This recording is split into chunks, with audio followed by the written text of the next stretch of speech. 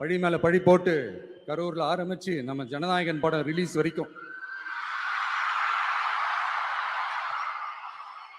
ஆனா அந்த ரிலீஸ் பிரச்சனையில நிறைய பேர் குரல் கொடுத்தாங்க. முக்கியமா நம்மளுடைய முதல்வர் அவர்கள் கூட பூசி மொழிகி பட்டும் படாம குரல் கொடுத்தாங்க. But what ever it is, குரல் கொடுத்த அவங்களுக்கும் மற்றவங்க எல்லாருக்கும் இந்த நேரத்தில் என்னுடைய நன்றியை தெரிவிச்சுக்கிறேன். இப்படி நாம வெளிப்படையா பேசுறதுனால சிஎம் சாரோட மனநிலை இப்ப எப்படி இருக்கும் தெரியுமா? ஏற்கனவே கட்சிக்காரங்க தொல்லை தாங்க முடியல, தூங்க விட மாட்டாங்க. இந்த விஜயம் வந்து தூங்க விட மாட்டான். நம்ம பாட்டுக்கு ஹைவேல சைக்கிள்ல சோலாவா போலான்னு நினைச்சோம்.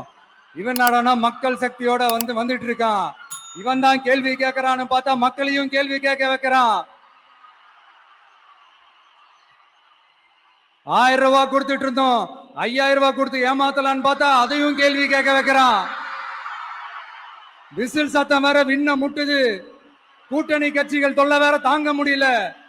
இவன் பண்ற பிரச்சாரத்தையாத்து முடக்கலான்னு பார்த்தா அப்பவும் மக்கள் அவன் பின்னாடி தான் நிக்கிறாங்க. என்ன பண்றது ஏது பண்றதுன்னு தெரியாத ஒரு மனநிலையில இருப்பாரு.